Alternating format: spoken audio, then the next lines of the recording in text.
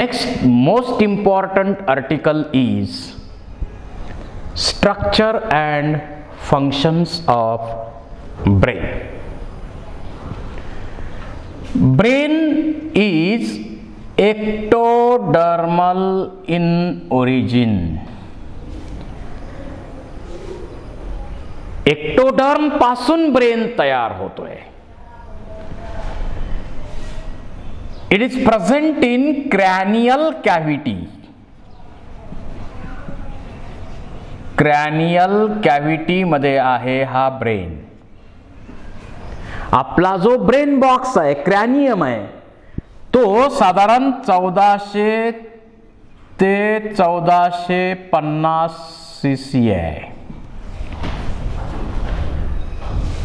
Cranial capacity आपली एवढी आहे आणि त्याच्यामध्ये एवढा मोठा brain fold fold fold fold fold घड्या घड्या घड्या घड्या करून ठेवला आहे. It is highly convoluted, highly folded.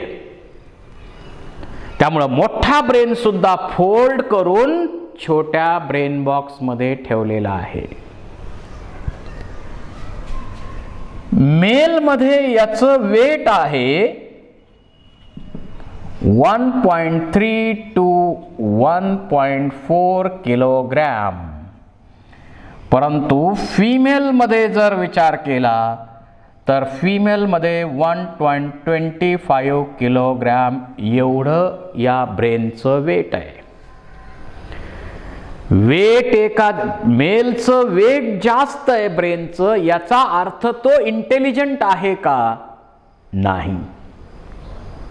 आणि फिमेल मध्ये ब्रेन थोडासा लहान आहे म्हणजे इंटेलिजन्स कमी आहे असं म्हणता येणार नाही. मेल ब्रेन मोठा आहे म्हणून जास्त हुशार आणि फिमेल कमी हुशार असं होत नाही. आणि ब्रेनची जी 80% ग्रोथ आहे, 80% ग्रोथ आहे, ती पहिल्या 4-5 वर्षातच होत असते. अर्ली फेजला त्याची जास्तीत जास्त ग्रोथ होत असते. बर, या ब्रेन मध्ये 30,000 मिलियन न्यूरॉन्स आहेत. एवढ्या मोठ्या प्रमाणावरती न्यूरॉन्स ब्रेन मध्ये आपल्या असतात. टोटल बॉडी मध्ये 100 बिलियन म्हटलेलं आहे, परंतु त्यातल्या त्यातलं ब्रेन जो आहे त्याच्यामध्ये 30,000 मिलियन न्यूरॉन्स असतात. आणि आपल्याला माहिती आहे neuron is a structural and functional unit of nervous system. या ब्रेनला 750 ml पर मिनिट म्हणजे ब्लड सप्लाय जो आहे,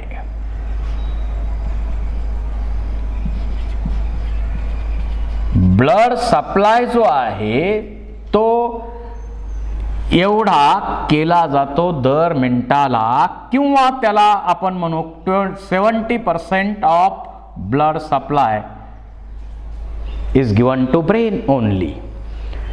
आणि याला शुगर डायरेक्ट दिल्या जातात. इथं काही म्हणजे बदल केला जात नाही. डायरेक्ट शुगर देणार, ऑक्सिजन देणार, सप्लाय महत्वाचा डायरेक्ट केला जातो ब्रेनला. डायरेक्ट सप्लाय केला जातो आपल्या ब्रेनला. आणि जर हा सप्लाय 3 ते 5 मिनिटापर्यंत थांबला तर ब्रेन कायमचा डॅमेज होतो. जसं आपण सिनेमामध्ये पाहतो, सिनेमा सिरियल वगैरे याच्यामध्ये पाहिलं, एखादी व्यक्ती झोपलेली आहे, दुसरा व्यक्ती आला, एक उशी घेतली आणि त्याच्या इथं दोन्ही ट्रॅक बंद केले, तर ते थोड्या वेळ तडपडल तडपडल तडपडल आणि थोड्या वेळानं म्हटलं की उठ रे मित्रा, तुझी चेष्टा केली, तर त्या 3 ते 5 मिनिटापर्यंत त्याला ऑक्सिजनचा सप्लाय थांबल्यामुळं ब्रेन कायमचा डॅमेज होतो. त्याला ही चेष्टा डायरेक्ट जेलमध्ये घेऊन जाणार. इतका तो पर्टिक्युलर आहे सप्लायच्या बाबतीमध्ये. त्याला सगळ्यात पहिला सप्लाय पाहिजे, कारण बॉडीवरती कंट्रोल ठेवायचा आहे. त्यामुळे पहिला सप्लाय त्याला आवश्यक आहे. या ब्रेनमध्ये 3 मेन पार्ट केलेले आहेत. एक आहे फोर ब्रेन, त्याला प्रोसेन्सेफॅलॉन असं पण नाव आहे.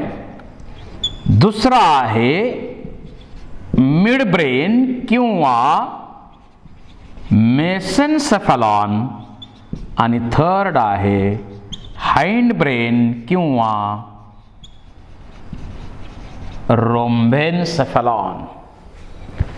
आपल्या सुईसाठी आपण brain fore brain, mid brain, hind brain 3 part मध्ये डिवाइड केलेला आहे. फोर ब्रेनला प्रोसेन्सेफॅलॉन, मिड ब्रेनला मेसेन्सेफॅलॉन आणि हाइंड ब्रेनला रोम्बेन्सेफॅलॉन असे पण टर्म्स यूज केलेले आहेत. एन्सेफॅलॉन म्हणजे ब्रेन. आता या फोर ब्रेन मध्ये 3 महत्वाचे पार्ट येतात. ऑल्फॅक्टरी लोब, सेरेब्रम आणि डायन्सेफॅलॉन. 3 महत्वाचे पार्ट फोर ब्रेन मध्ये येतात. मिड ब्रेन मध्ये 2 महत्वाचे पार्ट आहेत.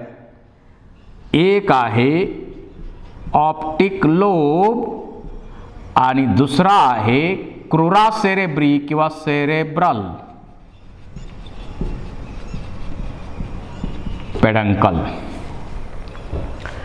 हाइंड ब्रेन मध्ये सुद्धा 3 पार्ट येतात. सेरेबेलम, त्यानंतर पॉन्स वेरोलाय आणि मेडुला ऑब्लॉंगेटा.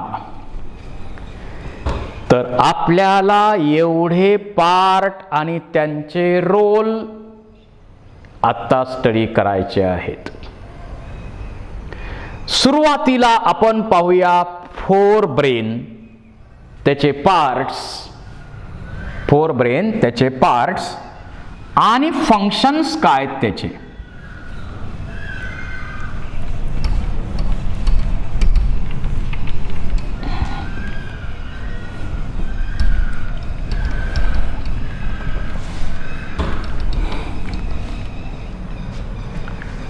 फोर ब्रेन मध्ये आपण सांगितलंय ऑल्फॅक्टरी लोब,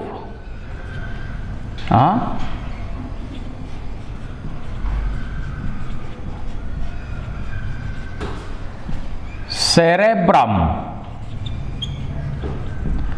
आणि डायन्सेफॅलॉन.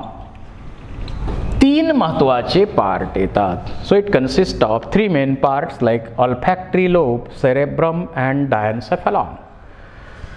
First about olfactory lobe. जर आपण ब्रेनचा सेक्शनल व्ह्यू, साइड व्ह्यू पाहिला,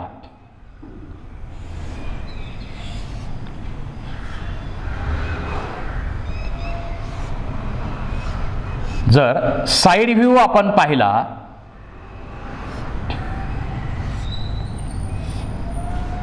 तर हा मेजर पार्ट जो कव्हर केलाय तो सेरेब्रमनं कव्हर केलाय. या साइडला इथं आहे डायन्सेफॅलॉन आणि या सेरेब्रमच्या खाली पण फ्रंट साइडला इथं या भागात आहेत 2 ऑल्फॅक्टरी लोब्स, पेअर ऑफ ऑल्फॅक्टरी लोब. आता या साइडनं दाखवता येत नाही आपल्याला. जर व्हेंट्रल व्ह्यू आपण विचारात घेतला तर व्हेंट्रल व्ह्यू मध्ये आपल्याला हे दिसतात. हा एक ऑल्फॅक्टरी लोब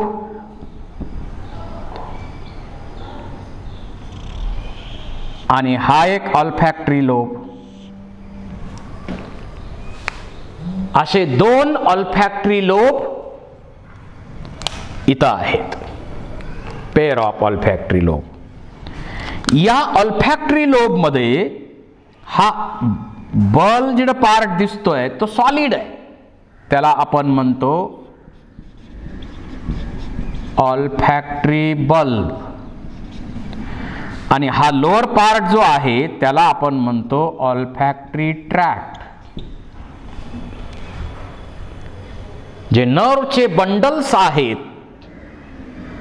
त्याला आपण ट्रॅक्ट म्हणतो, ऑल्फॅक्टरी ट्रॅक्ट. हा कसा आहे? सॉलिड आहे. याच्यामध्ये व्हेंट्रिकल नसतं, कॅव्हिटी नसते. काही ॲनिमल्स मध्ये रिनोसिल याची कॅव्हिटी आहे, पण आपल्यामध्ये मात्र सॉलिड आहे तो. आणि याचं कनेक्शन कुणाबरोबर आहे? या टेम्पोरल लोब मध्ये जिथं स्मेलचं सेन्सेशन ॲनालाइज करणारा एरिया आहे त्या एरियाच्या न्यूरॉन्स बरोबर याचं सिनॅप्से आहे, याचं कम्युनिकेशन आहे. कारण स्मेलचं ॲनालिसिस तिथं केलं जाणार आहे.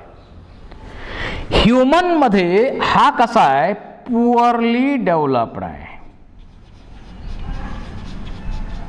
It is poorly developed in human, poorly develop आहे. आता याचं नेटवर्क कसं आहे? आता हा तर ऑल्फॅक्टरी बल्ब आहे, हा ऑल्फॅक्टरी बल्ब आहे, हा ऑल्फॅक्टरी ट्रॅक आहे. आणि याचं कनेक्शन कशाबरोबर दिलेलं आहे? पुढं याचं कनेक्शन पुढं olfactory cells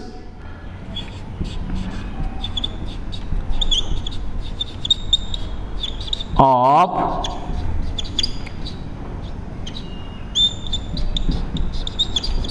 nasal epithelium. Nasal epithelium जे आहे त्याच्याबरोबर हे ट्रॅक जोडले. कारण इथं नाकामध्ये ऑल्फॅक्टरी सेल्स आहेत, त्याला जोडलेला आहे ऑल्फॅक्टरी ट्रॅक. आणि इथून ती माहिती कुठं जाणार आहे? ऑल्फॅक्टरी बल्ब. ऑल्फॅक्टरी बल्बचं कनेक्शन, ऑल्फॅक्टरी बल्ब काही त्याचं माहितीचं हे करणार नाही, ॲनालिसिस करणार नाही. त्याचं कनेक्शन कुठल्या न्यूरॉन बरोबर आहे? टेम्पोरल लोब मध्ये जिथं स्मेलचं सेंटर आहे त्याच्याबरोबर कनेक्शन आहे. आणि फंक्शन काय याचं? Sense of smell.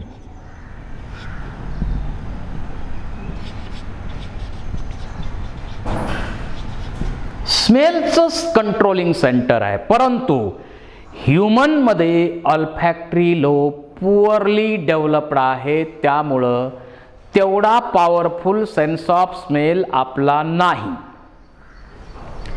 आपल्याला जसं डॉगचा विचार केला, डॉग फिशचा विचार केला तर त्यांच्यामध्ये ऑल्फॅक्टरी लोब वेल डेव्हलप असतात आणि त्याच्यामुळं सेन्स ऑफ स्मेल त्यांचा पॉवरफुल आहे. जसं आपण एक एक्सपेरिमेंट करायचं ठरवलं, एका ठिकाणी 1000 किंवा 10,000 लोक थांबलेले आहेत एका ग्राउंडमध्ये आणि त्यापैकी एका पर्सनचा रुमाल आपण एक श्वान पथक आणलं एक्सपेरिमेंटसाठी आणि त्या श्वानाला त्या रुमालाचा वास दिला तर जेवढी गर्दी आहे त्या गर्दीमधून ज्या व्यक्तीचा रुमाल आहे त्या व्यक्तीला बरोबर ते फाइंड आउट करेल. म्हणजे आपण कधी हा विचार केला नाही की आपल्या बॉडीचा प्रत्येकाचा वास थोडा थोडा थोडा थोडा वेगळा आहे, थोडा वेगळा आहे. स्मेल प्रत्येकाचा डिफर आहे, त्याला समजतंय तो डिफरंट आहे, आपल्याला समजत नाही. ते आपल्याला समजून समजून काय समजणार? आंघोळ केली का नाही एवढंच समजेल. घाण वास येईल तर आंघोळ केली नाही यानं, बाकी आपल्याला समजत नाही. त्याला सेन्स ऑफ स्मेल अतिशय पॉवरफुल आहे. जसं एखाद्या ठिकाणी काहीतरी घटना घडते, तिथं श्वान पथक आणलं जातं, त्या घटना करणाऱ्या व्यक्तीचा समजा कुठला तरी रुमाल पडला, काहीतरी वस्तू पडली, त्याचा वास दिला, तर ज्या दिशेनं ज्या रोडनं तो चालत गेला असेल तर त्या रोडनं ते श्वान जातं. मग त्या रोडला मला सांगा हजारो लाखो पावलांचा वास प्रत्येक व्यक्ती तिथून गेलेला आहे, त्यांचा वास तिथं आहे.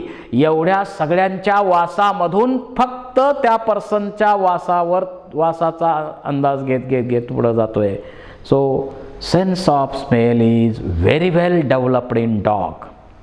आपण शेतामध्ये गेलो, जेवायला बसलो, तर लांब असणारे कुत्रे सुद्धा आपल्याकडं तिथं येतात, कारण त्यांना सेन्स ऑफ स्मेल पॉवरफुल असल्यामुळं आपण जेवण करताना त्याचा वास आलेला आहे, इतका तो पॉवरफुल आहे त्यांच्यामध्ये.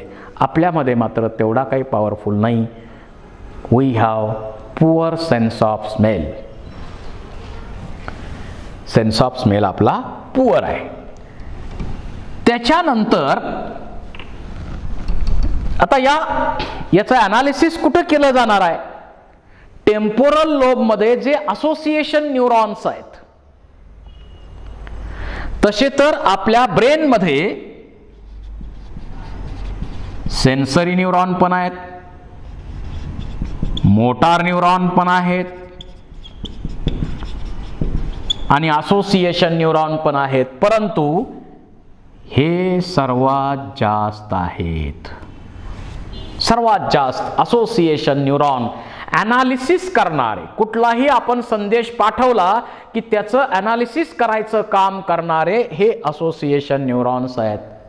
आणि या ऑल्फॅक्टरी बल्बकडनं त्याचं सिनॅप्से कुठं आहे? Association neurons of temporal lobe.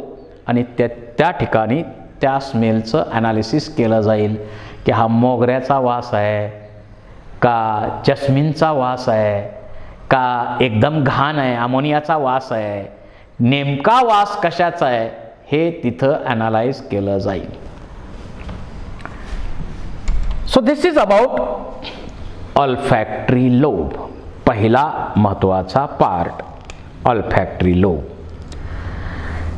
त्याच्यानंतर ब्रेनचा दुसरा अतिशय महत्वाचा आणि सर्वात मोठा पार्ट, त्याला आपण म्हणतो cerebrum.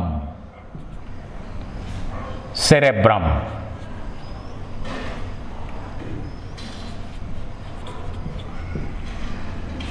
Near about 80 to 85% part of brain. हा संपूर्ण मोठा पार्ट जो ब्रेनचा दिसतोय त्याला आपण म्हणतो सेरेब्रम. हायली कॉन्व्होलेटेड पार्ट आहे. मोठ्या प्रमाणावर असोसिएशन न्यूरॉन्स आहेत, कमी आहेत बाकीचे न्यूरॉन्स आहेत, नाही अशातला भाग नाही. मोटार आणि सेन्सरी पण आहेत, पण असोसिएशन न्यूरॉन मोठ्या प्रमाणावर आहेत. आणि मेजर कंट्रोलिंग सेंटर सुद्धा सेरेब्रमचे आहेत, सेरेब्रमकडे आहेत. मेजर कंट्रोलिंग सेंटर त्याच्याकडे आहेत. आता वर्ण जर सेरेब्रम पाहिला आपण, तसं तर सेरेब्रमचा विचार केला तर त्याच्यामध्ये गायराय सल्साय, गायराय सल्साय, गायराय सल्साय भरपूर आहेत. याला आपण म्हणतो गायराय आणि यांना म्हणायचं सल्साय. Gyri sulci, gyri sulci, gyri सल्साय मोठ्या प्रमाणावरती फोल्ड्स या ठिकाणी आहेत. त्यामुळं कमी जागेमध्ये मोठा ब्रेन सुद्धा अकोमोडेट करता आला. It increase the area. Gyri sulci, gyri sulci आहेत. कॉन्व्होल्युशन मोठ्या प्रमाणावर आहे. आणि सेरेब्रम आणि सेरेबेलम या दोन्ही पार्ट मध्ये काय आहे? ग्रे मॅटर आउटर साइडला आहे आणि व्हाईट मॅटर इनर साइडला आहे. या सेरेब्रमचा बाहेरचा भाग जो आहे त्याला आपण कॉर्टेक्स म्हणतो, सेरेब्रल कॉर्टेक्स म्हणतो, आणि हा आतला भाग आहे त्याला आपण सेरेब्रल मेडुला म्हणतो. आणि या सेरेब्रल कॉर्टेक्स मध्येच तुम्हाला काय दिसतंय तर इथंच तुम्हाला गायराय सल्साय गायराय सल्साय गायराय सल्साय याच भागात मोठ्या प्रमाणावरती दिसतात. याचं जे रूफ आहे, याचं जे रूफ आहे, या रूफला आपण म्हणतो पॅलियम. आणि हे लॅटरल साइड ज्या आहेत त्याला आपण म्हणतो कॉर्पस स्ट्राएटम और स्ट्राएटा.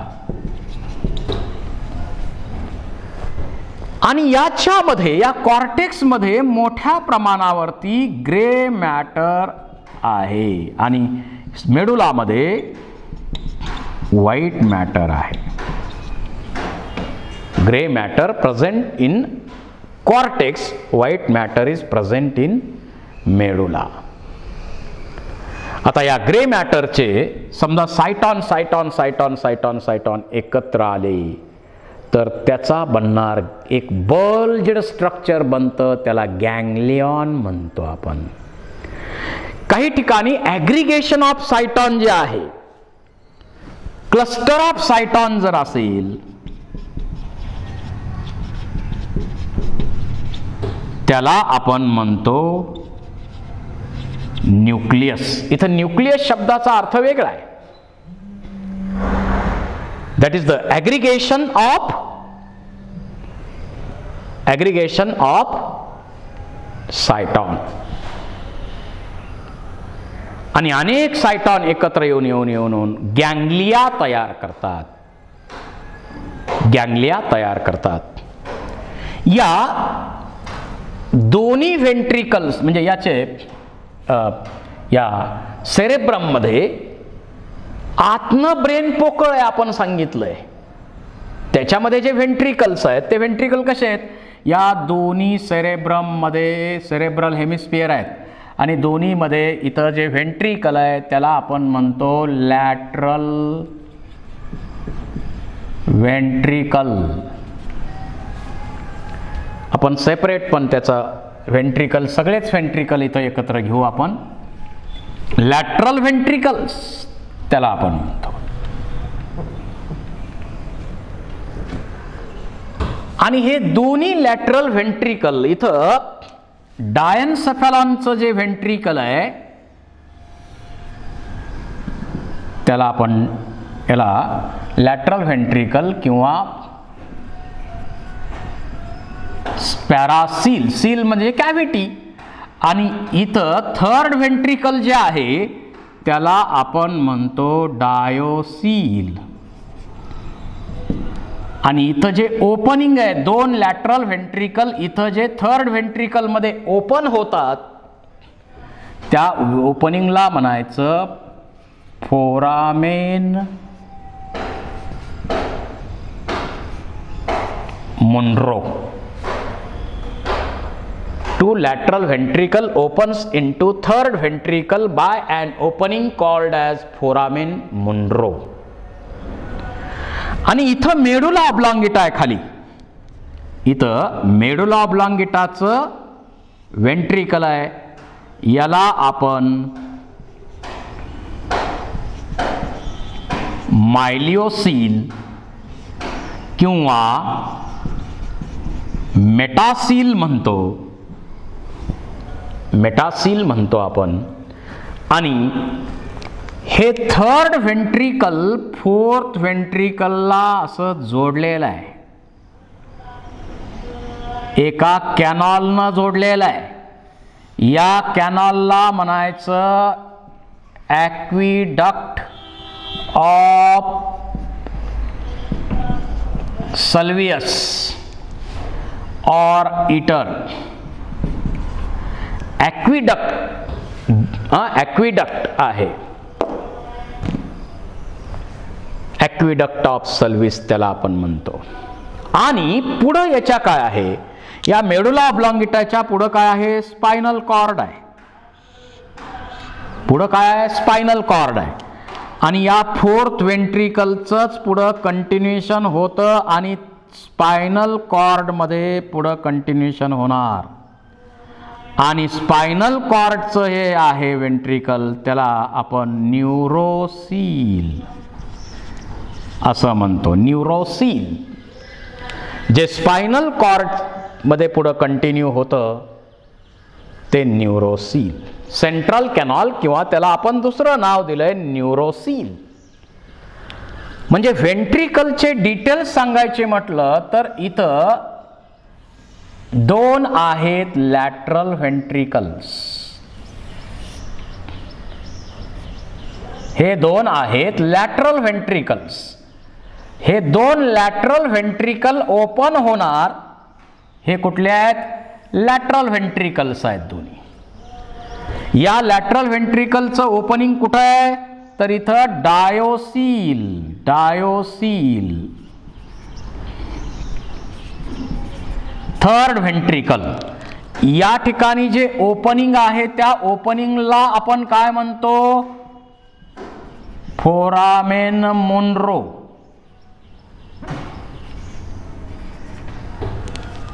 त्याच्यानंतर पुढं हा कॅनॉल आहे, याला ॲक्विडक्ट ऑफ सल्विस म्हणतो.